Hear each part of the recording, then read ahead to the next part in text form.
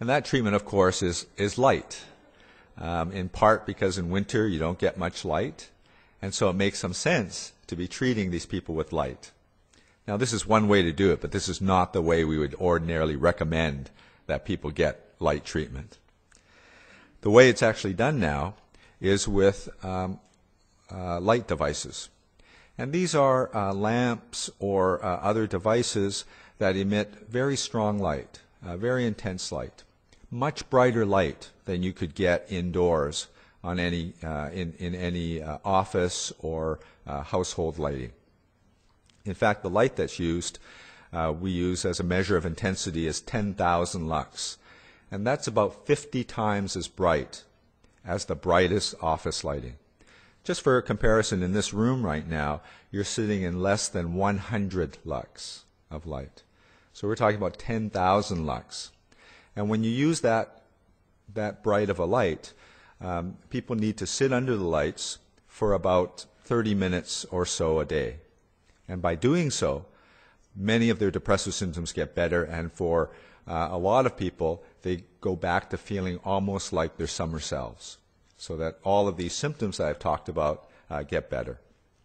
There are some interesting new light devices so that you can see that these devices are quite small, quite portable. People can be reading or eating or doing other things while they're sitting under the lights. But they do have to use the lights on a daily basis, because when you stop using the lights in the winter, the symptoms come back. So ordinarily they'd be using it through the winter, through the time that they would ordinarily be depressed, and then stop using them this time of year when there's more light available. Whenever we talk about effective light therapy, I always like to say what it's not. And it's not just changing the lights in your kitchen. As I mentioned, the lights are much brighter than you can get an indoor light. It's definitely not tanning studios, because as you'll hear from these talks, what we understand about the biological and the therapeutic effects of light is that it's done through the eyes and not through skin exposure. And you shouldn't be opening your eyes in those tanning booths because of the risk of ultraviolet exposure. And it doesn't seem to be a special type of light. So whether it's incandescent or fluorescent or light-emitting diodes, they all seem to help as long as it's intense enough, as long as it's bright enough. So most of the time we recommend a white light because that's been proven to be safe without having harmful effects to the eyes at that degree of brightness. We've established some guidelines to help doctors, psychologists, other health professionals be able to use light properly. And so we've published these so that it's well available in terms of how you use the light, what are the things to look for, what are the mild side effects sometimes associated with light. And a lot of this information, including a lot of information for the public, is also available on our website for free download. From our S.A.D clinic at UBC Hospital. And you can see there the website address, www.ubcsad.ca. So I would encourage you to visit that website. It's got a lot of useful information if you want to learn more about this treatment and about seasonal affective disorder in general. Now, this cartoon says, "I won't be home until April. They switched me to the night shift."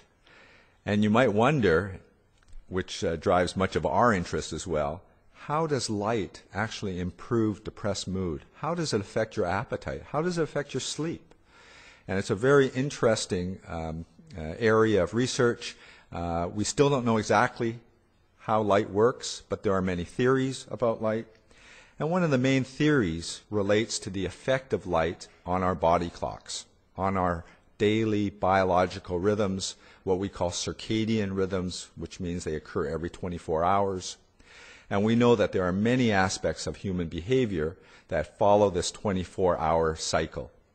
That means behaviors like the sleep-wake cycle, like body temperature, and like many hormones and brain chemicals go through these daily cycles.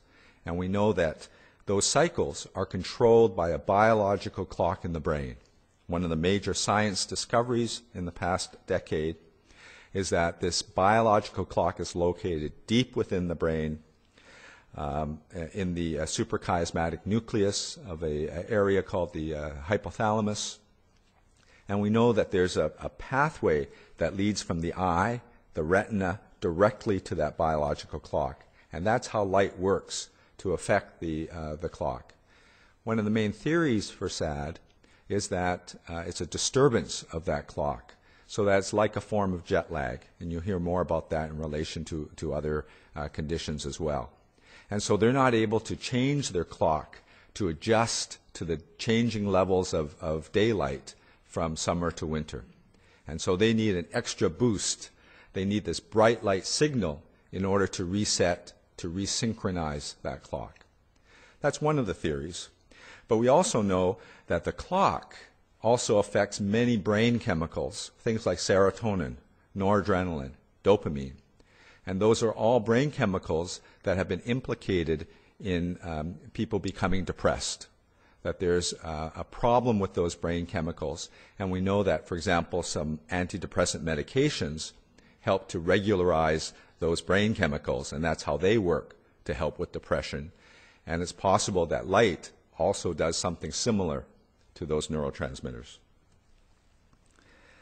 So this says, do you ever feel you're on the verge of an incredible breakthrough?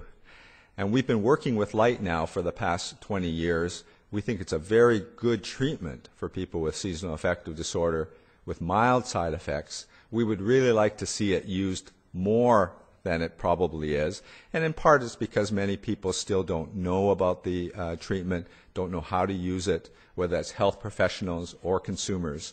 And so it's important to get that information out to people. Here in Vancouver, we know that many drugstores, Shoppers Drug Mart, for example, carries a range of light therapy devices. So it is now easy to get a light therapy device, and it'll be important to make sure that health professionals everywhere, doctors, nurses, other mental health clinicians, know about this treatment so that they can offer it for use in people who it can benefit. So I want to finish there, and I just want to say again that our Society for Light Treatment and Biological Rhythms, which does research into seasonal depression as well as other conditions that you'll hear about, has a very good website with a lot of information, and I would encourage you to visit that as well at sltbr.org. Thank you.